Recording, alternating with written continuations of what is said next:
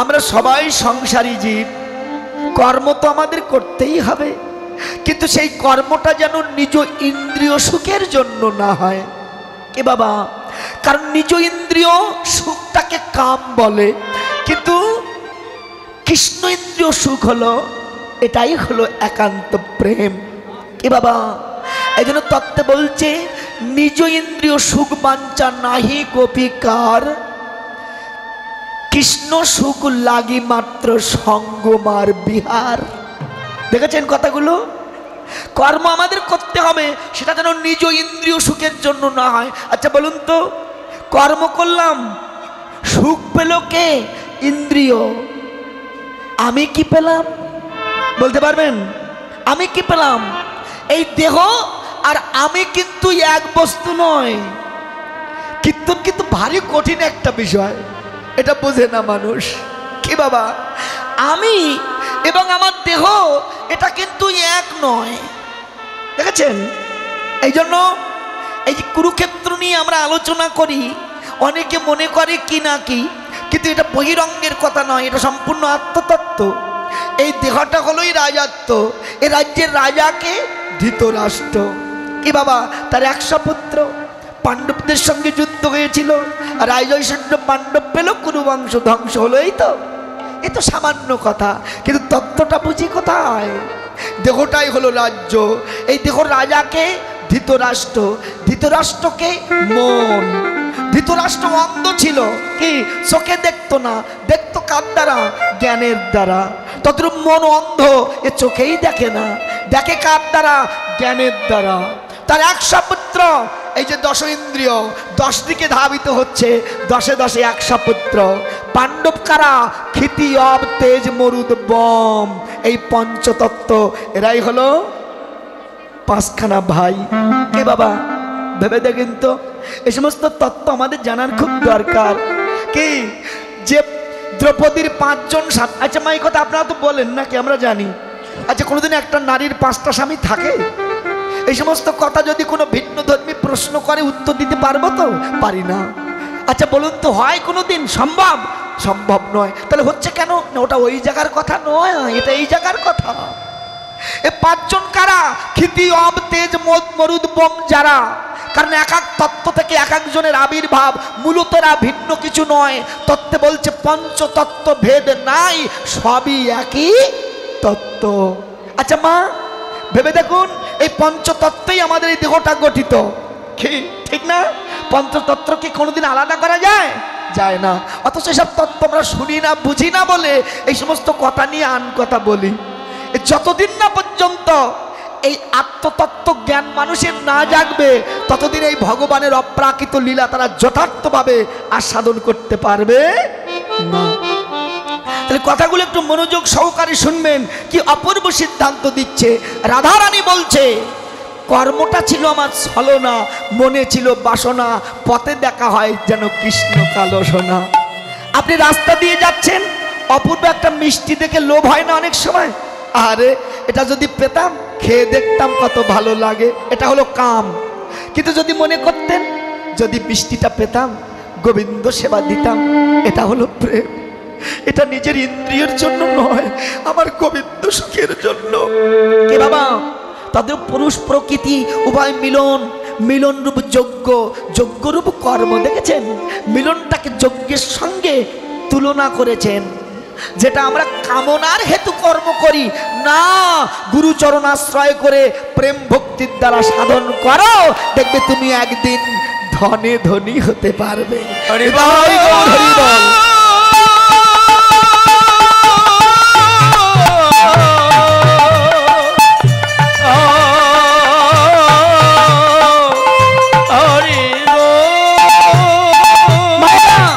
তাই রাধারানী বলছে, সখীরে আমি যখন যমুনার কূলে দাঁড়ালাম, দেখলাম যমুনার অপর কূলে একটা কদম্ব বৃক্ষ। ওই কদম্ব বৃক্ষের তলায় এক অপরূপ রূপের নাগর দাঁড়িয়ে আছে। আমার নয়ন তার বদনে নয়, নয়ন তার কোটিতে নয়, নয়ন পল তার রাতুল চরণ কমলে। বাবা, রূপের লীলা থেকে হয়, এক বদন থেকে আর এক চরণ থেকে।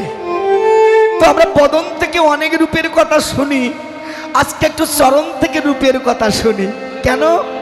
ভগবানের চরণের কৃপা হলে বদন পেতে আর বেশি বিলম্ব হবে না। কি আগে চরণটা চাই, বদন পেতে বিলম্ব হবে না। তাহলে মায়েরা কতগুলো কথা, অপূর্ব কথা দেখুন। কি বলছে, কি বলবো সখী, যে যমুনার অপর কূলে একটা কদম্ব বৃক্ষ। কোথায় যমুনা? আমার দেহের ভিতরে 3.5 কোটি নারী আছে। কি বাবা? তার মধ্যে 72,000 নারী প্রধান। আবার এই 72,000 নারীর মধ্যে 13 নারী প্রধান। আবার এই 13 নারীর মধ্যে 3খানা নারী প্রধান, যার নাম ইড়া, পিঙ্গলা, সুষমা, গঙ্গা, যমুনা, সরস্বতী। কি বাবা? ইড়া, পিঙ্গলা আর মধ্যখানে সুষমা, এই সহস্রদল পদ্ম থেকে শুরু করে মেরুদণ্ডের হাড়ের ভিতর দিয়ে একেবারে সোজা লিঙ্গমূলে চলে গেছে। দেখেছেন কি অপূর্ব কথাগুলো। এইবার তত্ত্বে কি বলছে? গুজ্জদ্বারের 2 আঙ্গুলি উপরে, লিঙ্গদ্বারের 2 আঙ্গুলির নিচে, ঠিক মিডল পয়েন্টে কালিতহটা অবস্থিত, অর্থাৎ যমুনা অবস্থিত। কি বাবা দেখেছেন? তার তীরে একটা বৃক্ষ, যাকে বলে লিঙ্গস্বরূপ বৃক্ষ। ওই বৃক্ষের তলায় কৃষ্ণ ভগবান দাঁড়িয়ে আছেন। 18 মোকাম তত্ত্ব যারা পড়েছেন, ওর ভিতরে লেখা আছে, গুজ্জদ্বারে বাস করে নাটুয়া গোপাল, কামিনীর সঙ্গে কেলি বড়ই রসাল। দেখেছেন কি বাবা? কৃষ্ণ ওই কালীদহের তীরে ওই কদম্ব বৃক্ষ ডালে বসে কালীদহে ঝাঁপ দিয়ে কালিয়নাগকে দমন করেছিলেন। অদ্যাবধি সেই লীলা হচ্ছে। কি বাবা?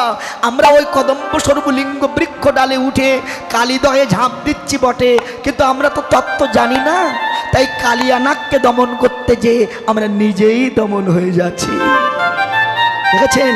এই জন্য তত্ত্বে বলছে, কামিনী কাল নাগিনী বিশলী বিশল বিষ, তার নিঃশ্বাসে ব্রহ্মাণ্ড নড়ে, না জেনে হস্তদিশ। কি বাবা ভাবেন তো?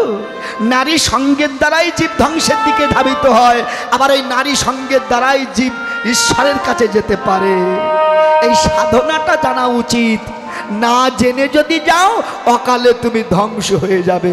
কারণ ওখানে বিষও আছে, অমৃতের ভাণ্ড আছে।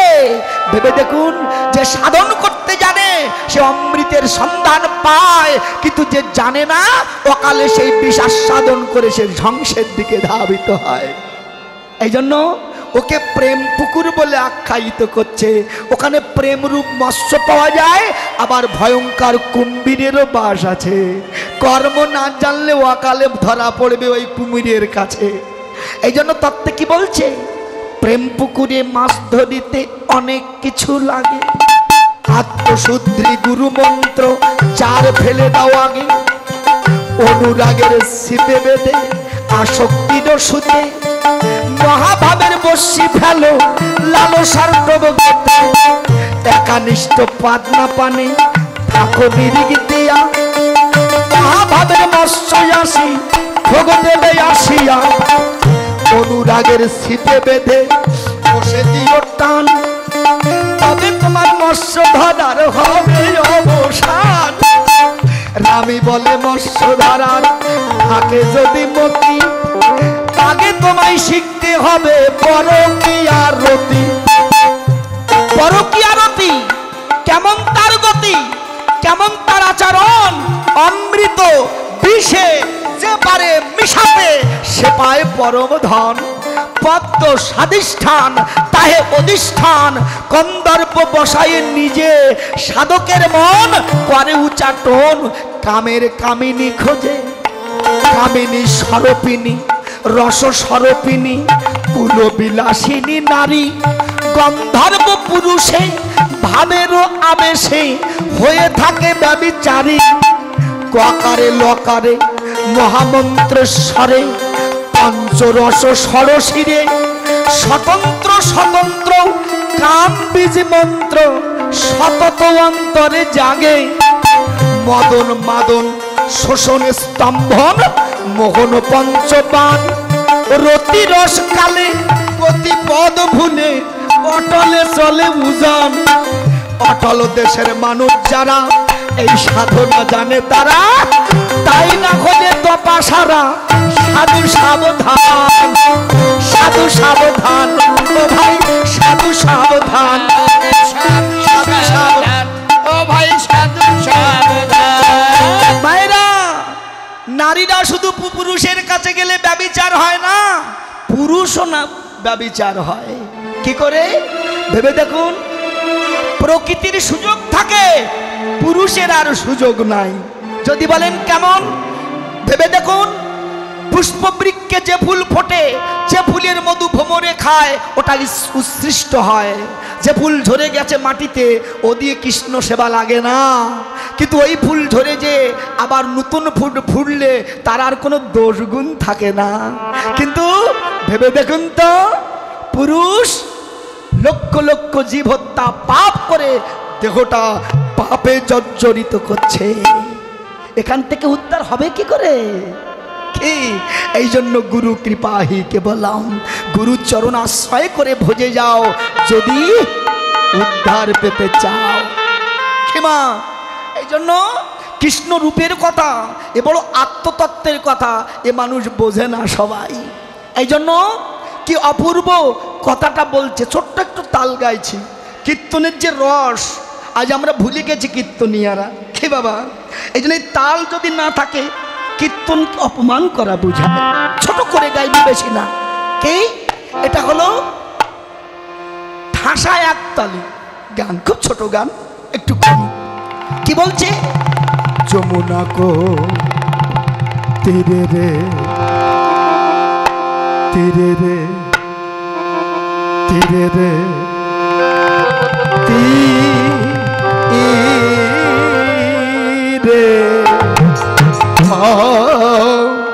যমুনা কো তীরে,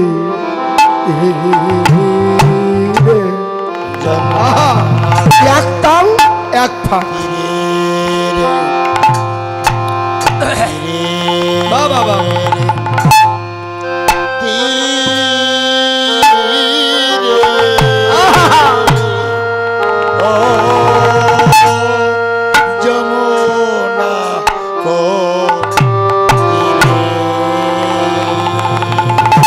শোনো সজনী এই প্রয়াগে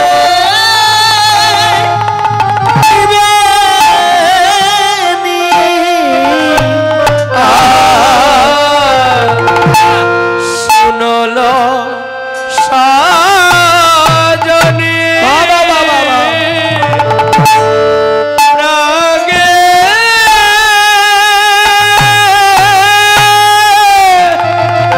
ত্রিবেণী ওরে সজনী,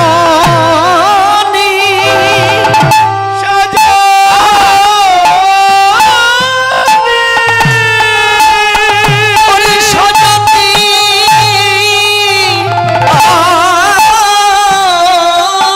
সজনী, ওরে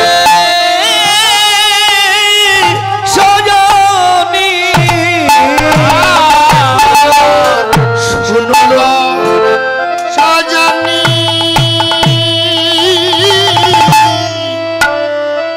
প্রাগে ত্রিবেণী হেরি মজুমন ভুলে রে, ভুলে রে, ভুলে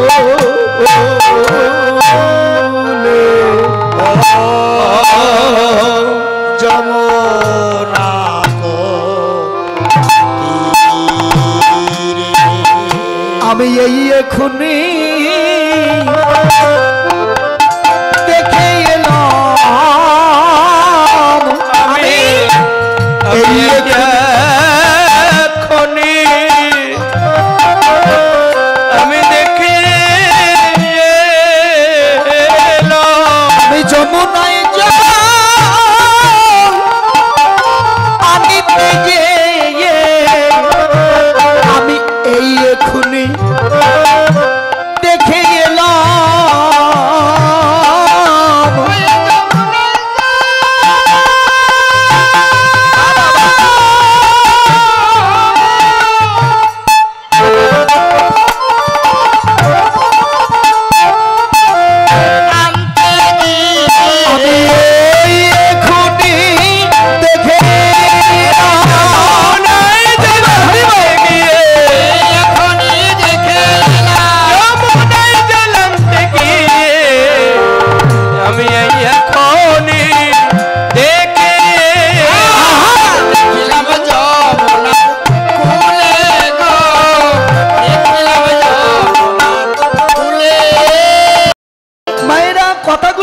এবার কি বলছে, পেখিনু কালিন্দির কুলে, অর্থাৎ দেখে এলাম যমুনার কুলে। শুনলো সজনী সখীরে তোদের বলি শোন, প্রয়াগে ত্রিবেণী হেরি মজুমন ভুলে। আচ্ছা মা, রাধারানী বলছে সখীরে আমি ওই যমুনার কুলে আমি ত্রিবেণী সংযম দেখে এলাম। আচ্ছা সখীগণ বলছে রাধে তোর তো মাথা খারাপ হয়ে গেছে, কোথায় যমুনা আর কোথায় হলো সেই ত্রিবেণী? তুই যমুনার কুলে কি করে ত্রিবেণী সংযম দেখলি? মায়েরা কথাগুলো দেখুন কি বলছে।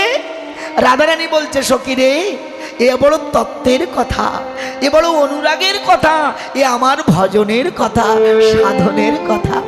বাবা আচ্ছা বলুন তো মা, এই যে ত্রিবেণী সংযম এটা ভারতে কোথায় অবস্থিত বলতে পারবেন?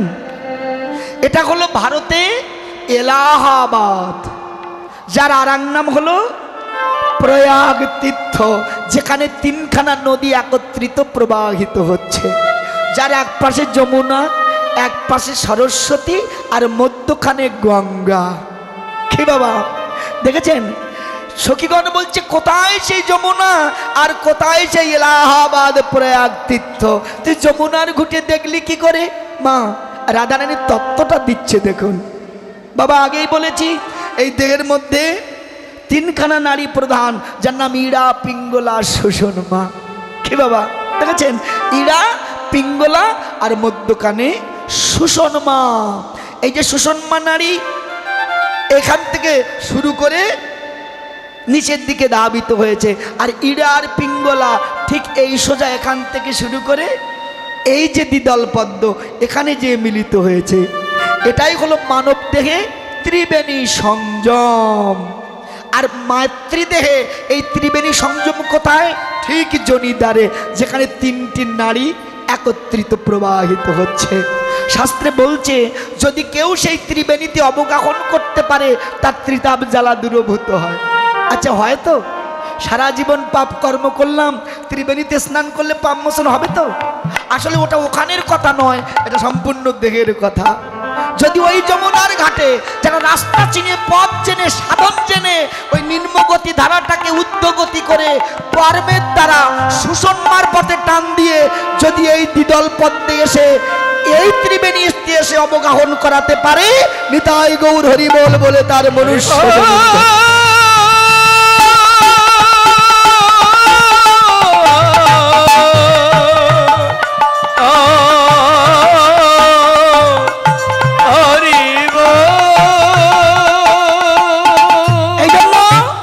বৈষ্ণব গীত কবি কি অপূর্ব পদ লিখেছে দেখুন। কি উপরে যমুনা, নিচে সরস্বতী, আবার মাঝেতে গঙ্গা রয়ে, উপরে যমুনা,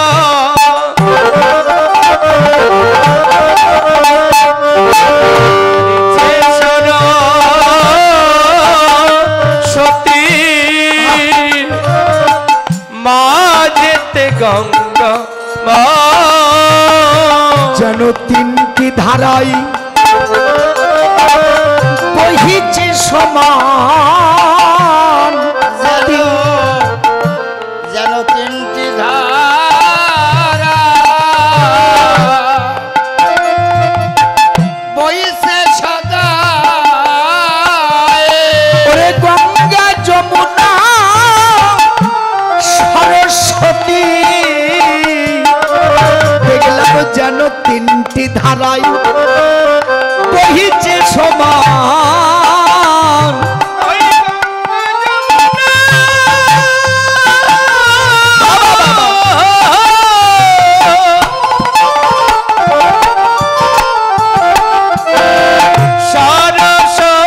যেন তিনটি ধারাই বহিছে সমান, যমুনা সরস্বতী ধারা বইছে সমান, যমুনা সরস্বতী তিনটি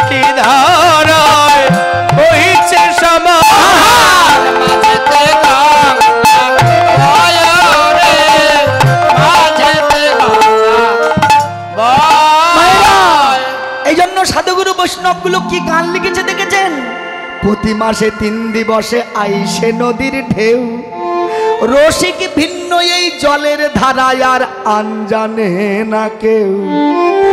মায়েরা, নারীরা ভাবে আমাদের এই জনম বৃথা, কিন্তু বৈষ্ণব কিন্তু কবি কি লিখেছে জানেন? এবার মোরে নারী হব, প্রেম সাগরে ঝাঁপ দেব, গুরুর কাছে শিখে নেব প্রেমের রীতিনীতি, নারী গঙ্গা যমুনা আর সরস্বতী। কি যাই হোক, এত তত্ত্ব মানুষ সহজে বোঝে না, একটু বহিরঙ্গ দিয়ে বলি কেমন? রাধারানী বলছে, সখীরে আমার 3টে নদীর ধারা দেখলাম আমার গোবিন্দের রাতুল চরণ কমলে। কিরকম?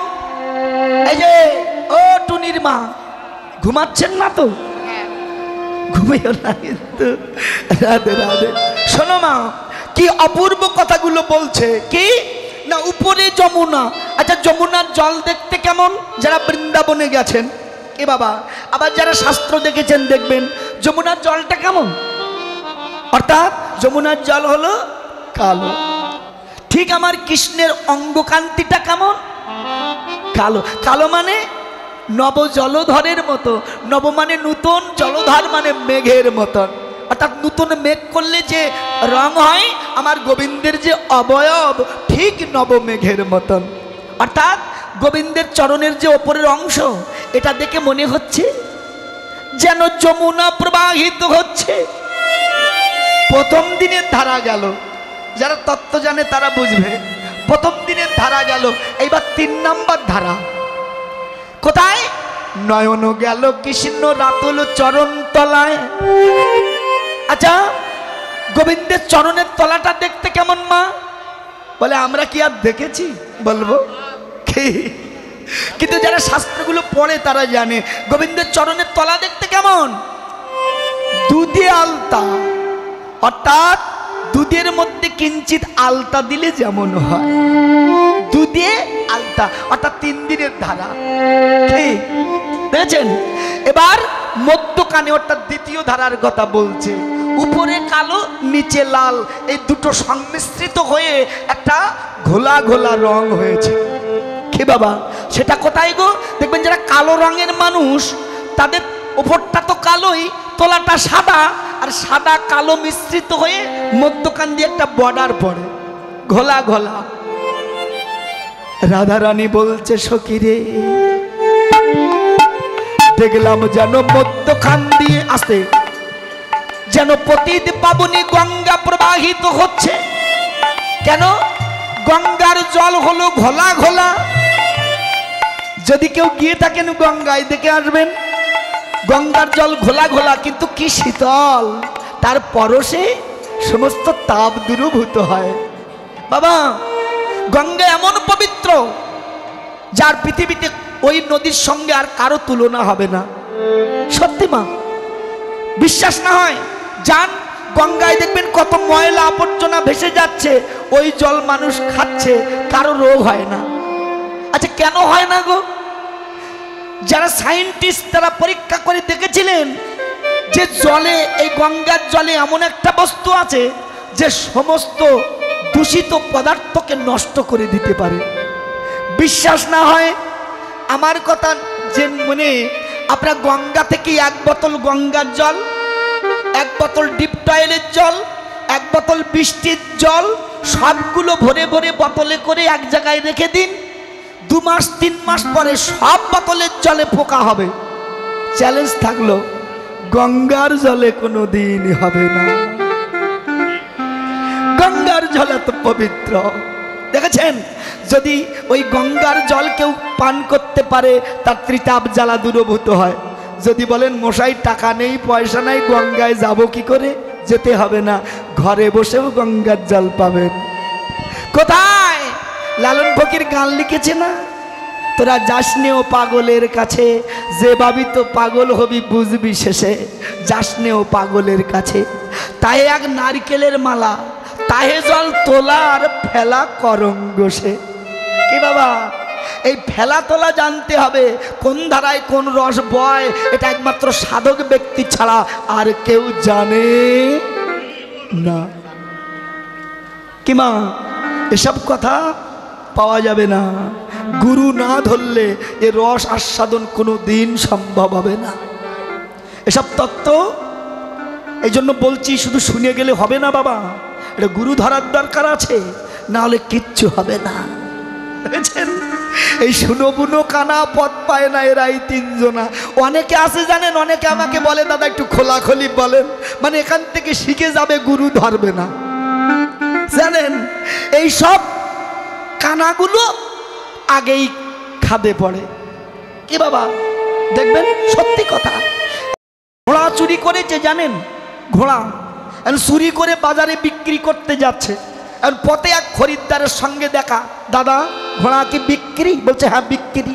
কত? 10,000। 5,000 হয় না? 5,000-এর ঠ্যাংও হবে না, আমি বাজারে নিয়ে যাচ্ছি বিক্রি করতে। গেছে, এখন ও তো চোর, এক বাট পারে এসে হাজির। হে দাদা ঘোড়া কি বিক্রি? বলছে হ্যাঁ বিক্রি। কত? 10,000। রোগা লিখে খিটখিটে ছুটতে পারে না, ওই আমার 10,000। 5,000 হয় না? খবরদার বাজে কথা কবে না। ছুটতে পারে না মানে ছুটিয়ে দেখো। বাটপার বলছে আমি তো তাই চাই, এই জন্য তো কথাটা বলেছি, ছুটতে যাবো আর জীবনেও ফেরবো না। যাক ভাই, তোমার ঘোড়া কেমন একটু ছুটিয়ে দেখি, এই স্যান্ডেল রইল দেখো, আমি যাবো আর আসবো। মশাই সেই যে ঘোড়া নিয়ে গেছে আর আসে না, সন্ধে হয়ে যাচ্ছে আর আসে না। চোর মনে মনে চিন্তা করছে, হায় ভগবান, ঘোড়া নিয়ে গেল আর তো এলো না, এখন লাভ কি? ওই স্যান্ডেলটা বগলে করিয়ে বাড়ি যাচ্ছে। এখন প্রথম যে খরিদ্দার, ওর সঙ্গে দেখা হয়েছে। ও দাদা ঘোড়া কি বিক্রি হলো? দেখবেন যে প্রথম ঢাকায় যায়, আমাদের তো অনেক দূরে, আপনাদের তো কাছে জানেন। প্রথম ঢাকায় যখন আসি আমরা, কোথায় যাচ্ছিস দাদা? ঢাকায়। ঢাকায়। এইবার ঢাকা থেকে রাত জেগে যখন বাড়ি যায়, দাদা কোথায় গিয়েছিলি? ঢাকা। আর সুর ওঠে না। তো ওর অবস্থাও তাই। দাদা ঘোড়া কি বিক্রি হলো? হলো। কত হলো? ওই যে দরে কেনা ছিল ওই দরে বেচা হলো। মানে চুরির মাল চুরিতে গেছে। কিন্তু এখান থেকে শুনিয়ে যাবে, গুরুচরণ আশ্রয় করবে না, ও চুরির মাল চুরিতে যাবে। এই জন্য গুরু ধরতে হবে, দেখেছেন? তাইতে উপরে যমুনা, নিচে সরস্বতী, মাঝেতে গঙ্গা, দেখেছেন? এই জন্য এই তত্ত্বগুলো জানতে হবে। আমি বলে যাচ্ছি, আপনারা গুরু ধরবেন, গুরু ধরে তত্ত্বগুলো জেনে নেবেন। তত্ত্ব জেনে কীর্তন শুনলে তার একটা আনন্দই আলাদা, জানেন? যাই হোক, এইবার একটুখানি উপরে উঠেছে আমার রাধা বিনোদিনী, বলছেন তত্ত্বগুলো কেমন। আর একটুখানি উপরে উঠেছে, একটু বাহ্যিক দিয়ে বলি আর কি। গোবিন্দের চরণের উপরের অংশে কি দেখা যায় গো মা?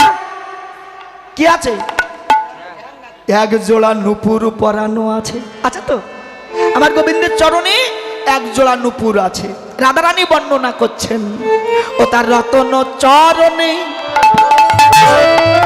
রতন নুপুর, রতন চরণে রতন নুপুর, রুনু ঝুনু সদা বাজে, রুনু ঝুনু সদা বাজে, মনে মনোহরা হৃদয় পাগল করা, বধূ সেজেছে এমন সাজে।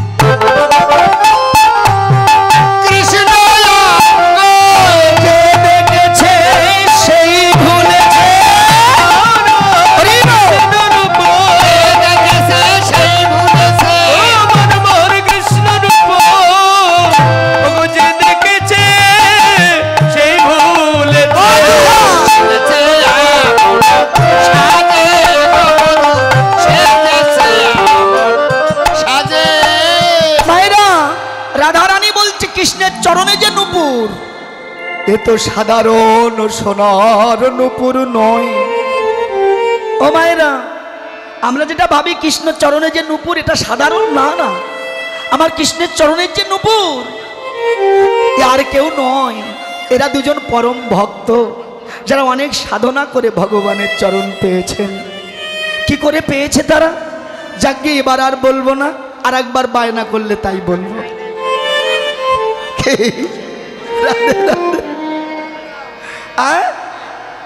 বলবো? ওরে সর্বনাশ, আমরা তো বলুন বলুন করছে, আর আমার সময় চলুন চলুন করছে। রাধে রাধে রাধে রাধে, হরি বল। মায়েরা, কথাগুলো অপূর্ব কথা। তাহলে গোবিন্দের চরণের যে নূপুর, এই নূপুরটাকে, এই নূপুর হলো পরম ভক্ত যারা। তারা কারা? এরা হলো, একজন হলো কর্ণব ঋষি, আর একজন হলো বিশা বসু। মনে থাকবে তো? একজন কর্ণব ঋষি, একজন হলো বিশা বসু। কেমন করে কৃষ্ণচরণ পেল তারা জানেন? ত্রেতা যুগে যখন রামচন্দ্র বনবাসে গিয়েছিলেন, সেখানে রাবণ কর্তৃক যখন মা সীতাকে হরণ করে নিয়ে গিয়েছিল, রাম সীতা হারিয়ে পাগলে প্রায় হয়ে সীতা সীতা বলে উচ্চৈস্বরে কাঁদতে কাঁদতে ধাবিত হয়েছিলেন। যখন প্রভু ক্লান্ত হয়ে নিজের ধনুকটা বৃক্ষের গায়ে রেখে যখন বসে বসে ক্রন্দন করছে, এমন সময় লক্ষণ দেখতে পেলেন ভগবানের চোখের জল মাটিতে পড়ছে আর তলা দিয়ে রক্ত গড়িয়ে যাচ্ছে। লক্ষণ ডেকে বলেছিল, দাদা এ কি, তোমার চোখের জল মাটিতে পড়ছে আর তলা দিয়ে রক্ত গড়িয়ে যাচ্ছে কেন? রাম দেখলো সত্যি তো, আমার চোখের জল মাটিতে পড়ছে, রক্ত এলো কোত্থেকে? হঠাৎ দেখলো যে ধনুকখানা রেখেছিল, ওই ধনুকের চাপা পড়ে একটা ব্যাঙ রক্তাক্ত হয়েছে। ব্যাঙটাকে হাতে তুলে বলেছিল, ব্যাঙ, সাপে যখন ধরে তুমি গো গো করে ডাকো, কিন্তু আমি তোমায় আঘাত করলাম, তুমি ডাকলে না কেন? ব্যাঙ বলেছিল, প্রভু দয়াময়, সাপে ধরলে তোমায় ডাকি প্রভু, তুমি আমায় রক্ষা করো। আর সেই তুমি যখন আমায় আঘাত করলে, আমি কাকে বলবো আমায় রক্ষা করো? তাই তো বলিনি প্রভু। রাম ডেকে বলল, গো ব্যাঙ, আমার ভুল হয়ে গেছে, না জেনে তোমাকে আঘাত দিয়েছি, তুমি যদি চাও আমি তোমাকে নতুন জীবন দিতে পারি। ব্যাঙ বলছে, প্রভু তা তুমি পারো কেন? তুমি যে ভগবান, তুমি চাইলে পারো, কিন্তু আমি তো তা চাই না। কেন ব্যাঙ? প্রভু তুমি জীবন দিতে পারো আমাকে নতুন, কিন্তু আমি ইচ্ছা করলে তোমার হাতে মরার সৌভাগ্য তো লাভ করতে পারবো না। আমি চাই না প্রভু। রাম ডেকে বলেছিল, ব্যাঙ, তুমি ব্যাঙ হয়ে কথা বলতে পারো, তুমি তো সামান্য ব্যাঙ নও, সত্যি করে বলো তুমি কে? ব্যাঙ বলেছিল, প্রভু আমি হলাম কর্ণব ঋষি। তো তুমি কর্ণব ঋষি হয়ে ব্যাঙ হলে কি করে? প্রভু একদিন আমি আমার গুরুর চরণ সেবা করছিলাম, সেবা করতে করতে নিজের ভুলে অজান্তে কখন যে আমার নখের আঘাত লেগে গুরু চরণ ক্ষত বিখ্যাত হয়েছিল আমি বুঝতে পারিনি। গুরু আমাকে অভিশাপ দিয়েছিল, হে দুরাচার, তুই গুরু সেবায় অপরাধী হলি, আমি তোকে অভিশাপ দিলাম, আগত জন্মে তুই ভেগজনি প্রাপ্ত হবি। আমি কেঁদেছিলাম, গুরুদেব এমন লঘু পাপে গুরুদণ্ড আমায় দিও না, আমি ভুল করেছি, আমি অপরাধ করেছি। গুরুদেব সন্তুষ্ট হয়ে বলেছিল, বাবা রে, এটা তোর অভিশাপ নয়, এটা তোর আশীর্বাদ। যে অভিশাপে মানুষ ভগবানকে পায় সেটা তো অভিশাপ নয়, আমি তোকে আশীর্বাদ দিচ্ছি। আগত ত্রেতা যুগে ভগবান রামচন্দ্র আসবে, তার হাতে মরার সৌভাগ্য যেদিন তুই অর্জন করতে পারবি, তুই সেদিন ভেগজনি থেকে উদ্ধার হবি। প্রভু আজ আমার মনোবাসনা পূর্ণ হয়েছে প্রভু। ভগবান বলছে, ব্যাঙ বলো তুমি কি চাও? তুমি যা চাইবে আমি তোমাকে তাই দেবো, বলো কি চাও? ব্যাঙ বলেছিল, প্রভু যে বিশ্ব সৃষ্টির স্রষ্টাকে পায় তার কি আর কিছু চাওয়ার বাসনা থাকে? আমি কিচ্ছু চাই না প্রভু, শুধু তোমার চরণ চাই। ভগবান বলেছিল তথাপি তো কিছু চাও, তোমাকে কিছু দিতে পারলে আমিও সন্তুষ্ট হব। ব্যাংক কি চেয়েছিল জানেন? ডেকে বলেছিল প্রভু দিতে চাও? যদি দিতে চাও আমি আমার জন্য চাই না, যদি দিতে চাও আমার গুরুকে তোমার চরণে রাখো। দেখেছেন? হৃদয় গৌর হরি বল, হরি বল।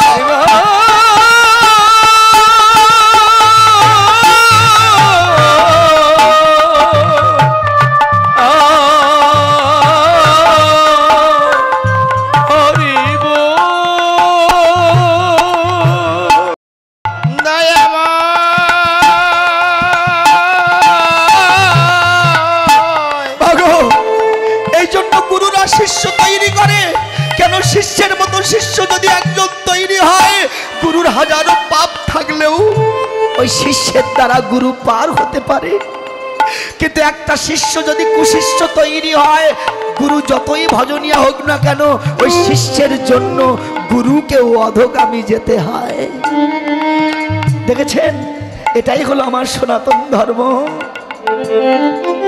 ব্যাঙ ডেকে বলল প্রভু আমি আমার জন্য চাই না, যদি পারো আমার গুরুকে তোমার চরণে রেখো।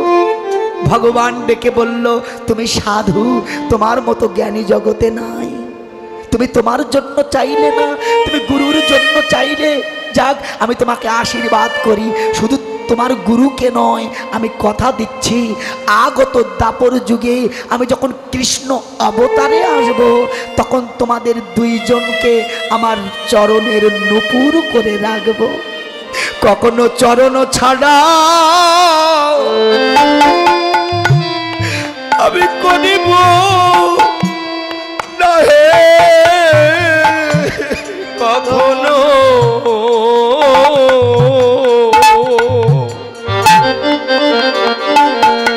কখনো চরণ ছাড়া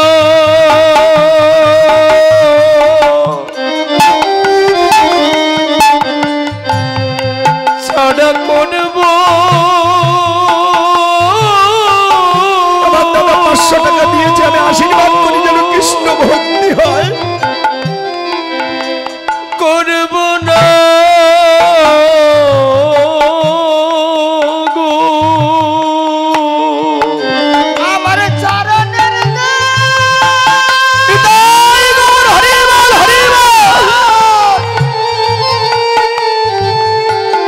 আর একদম 100 টাকা দিয়েছে আমার চরণের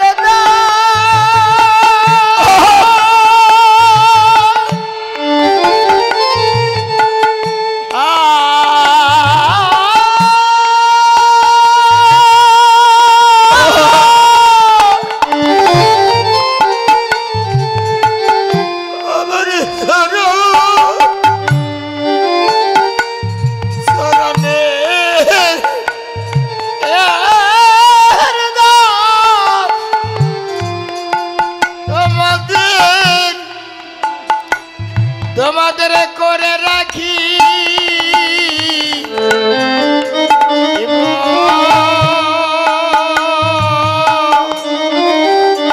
কোনদিন আমার চরণ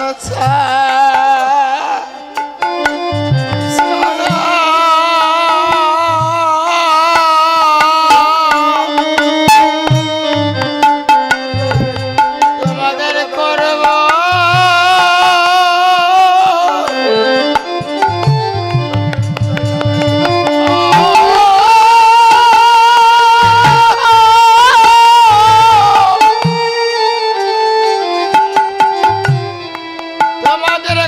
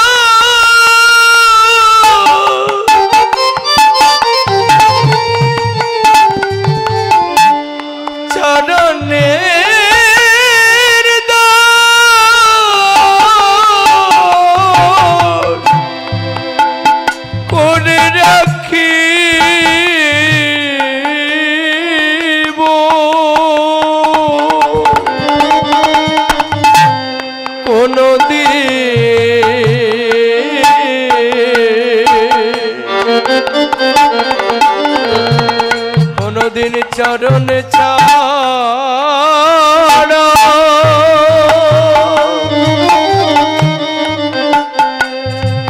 ছাড়া করব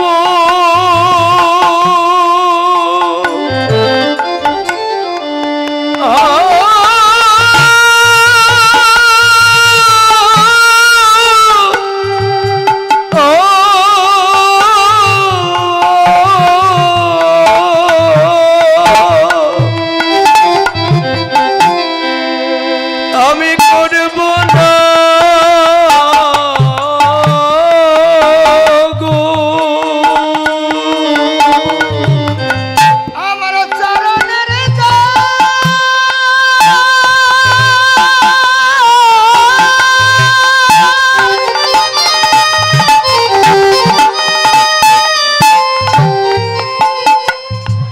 আমার চরণের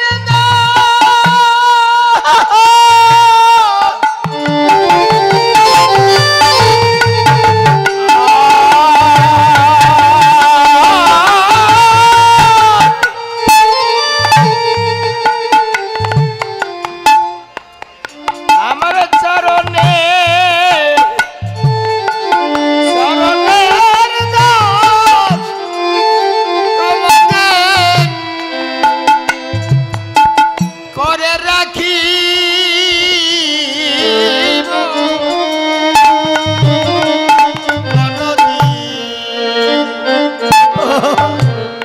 আমার চরণ ছাড়া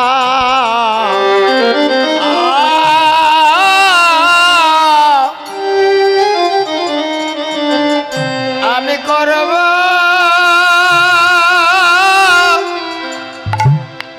করব না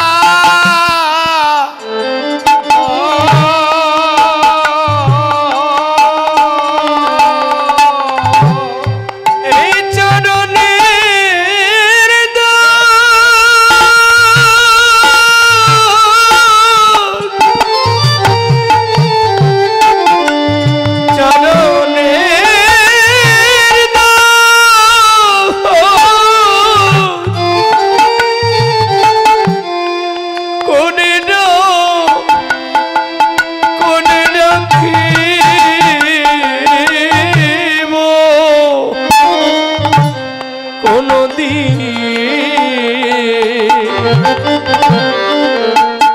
আমার চরণ ছাড়া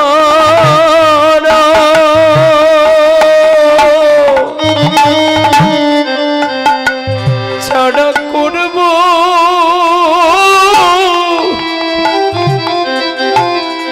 করব না গো বাবা, তাই সেই কর্ণব ঋষি আর বিশা বসু এই দুজন পরম ভক্ত আমার গোবিন্দ রাতুল চরণে শোভা বিস্তার করে আছে। রাধা রানী বলছে সখিনে,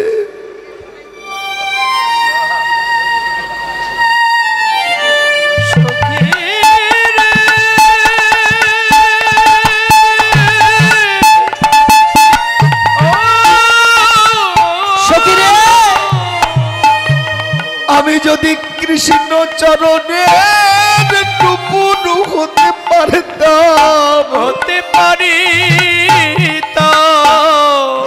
তবে তো গোবিন্দ সঙ্গ ছাড়া হতে হতো না, হতো না। ওরে ওরে ওরে সখী সখী রে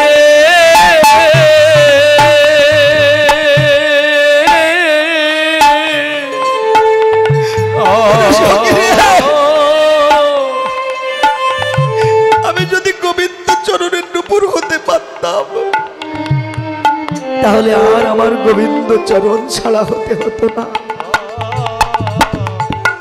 সখী রে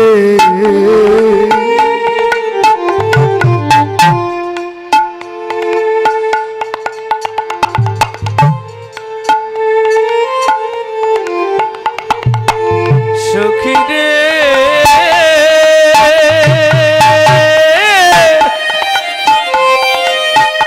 ও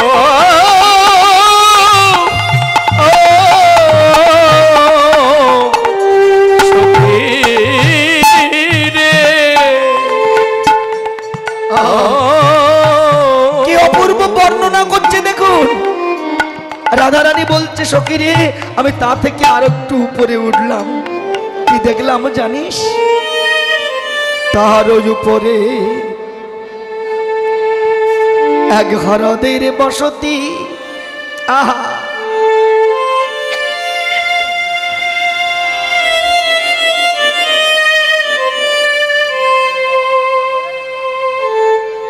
আমি দেখলাম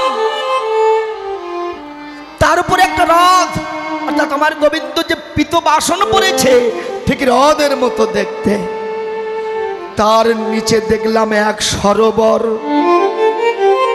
সরোবরের উপরে দেখলাম নীলমণি।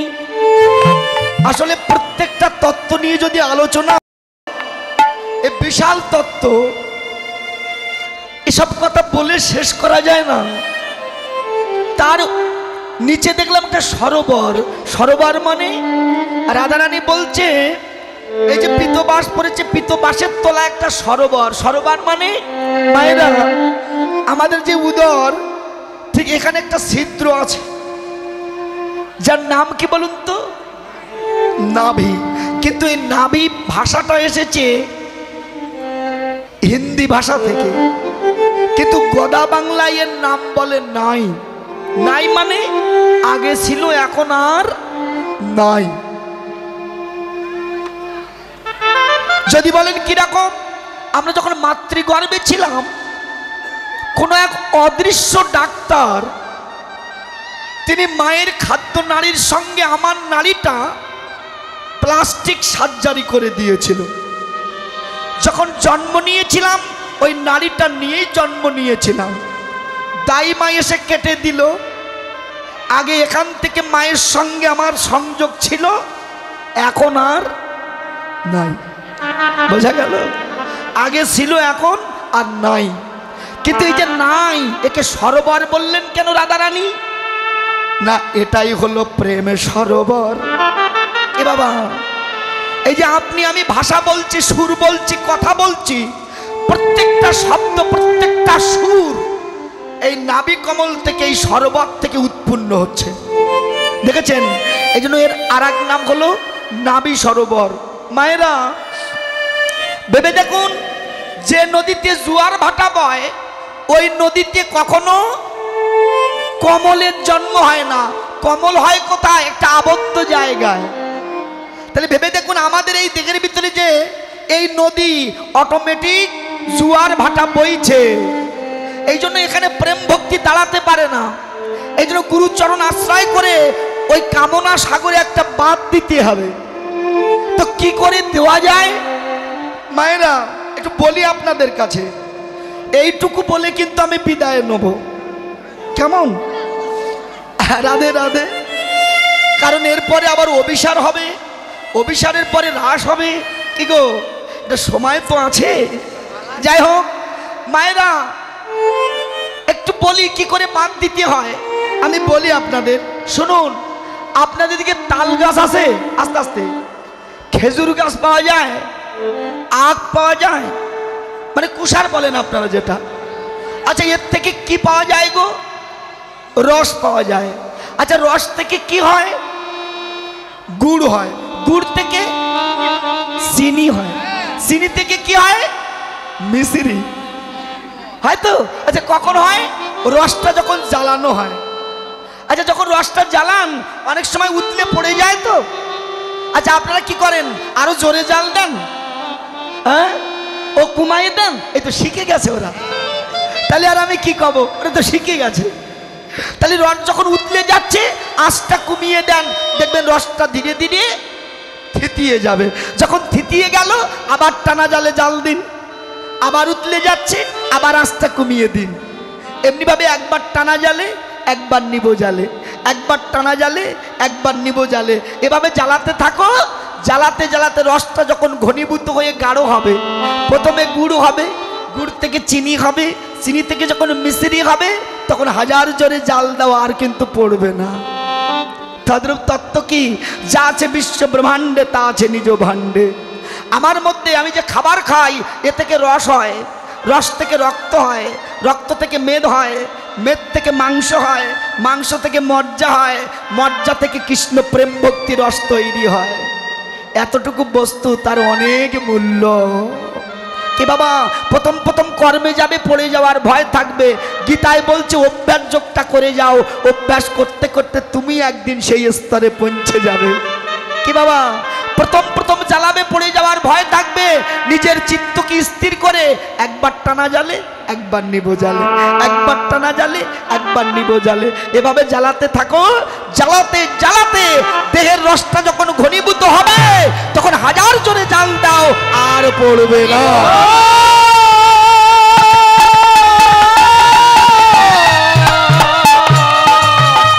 আমার বাবা 500 টাকা দান করেছেন, গোবিন্দের কাছে প্রার্থনা করি কৃষ্ণ ভক্তি হোক। আরো অনেকে দান করেছেন, সবার জন্য ভগবানের কাছে প্রার্থনা করি যেন কৃষ্ণ ভক্তি হয়। দেখেছেন, এই জন্য এটা হলো প্রেম সরোবর। তার উপরে দেখলাম একটা নীলমণি। নীলমণিটা কি গো? আমার গোবিন্দের এই মুখমন, এই যে বক্ষ দেশে ঝুলছে, যার নাম হলো কস্তবমণি। এই কস্তবমণি পেয়েছিল কোথায়? যখন কৃষ্ণ কালীয় নামা নাগকে দমন করেছিলেন, এই কালীয় নামা নাগের মাথায় ছিল এই রত্ন।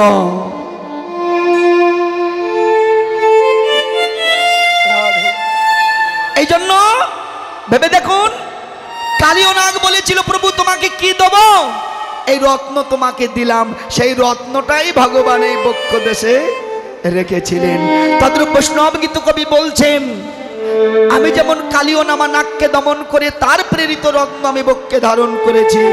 এ জগতে যারা কামিনী স্বরূপ কাল নাগিনীকে যারা পরাভূত করতে পারে, তেমন ভক্তকে আমি সদাই হৃদয় মাঝে রাখি, কখনো হৃদয় ছাড়া করি না হে কখনো।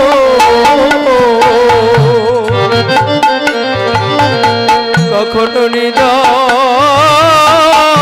ছাড়া ছাড়া করি করি না। এই জন্য বৈষ্ণব গীত কবি লিখেছে, তার উপরে চাঁদের বসতি, তারপরে কমল রয়, কমলের উপরে তিলের ফুল কিবা অপরূপতায়, তার উপরে খঞ্জন নাচিছে, সবা তার অতি হয়, খঞ্জনের উপরে মদনের ধনু, আমার জগদানন্দ গায়। এর প্রত্যেকটা কথা খুব তত্ত্ব। যাই হোক, আমি বলতে পারলাম না সবটুকু। এ সমস্ত পদ একখানা বললেই এর রস আস্বাদন করতে করতে বহু সময়ের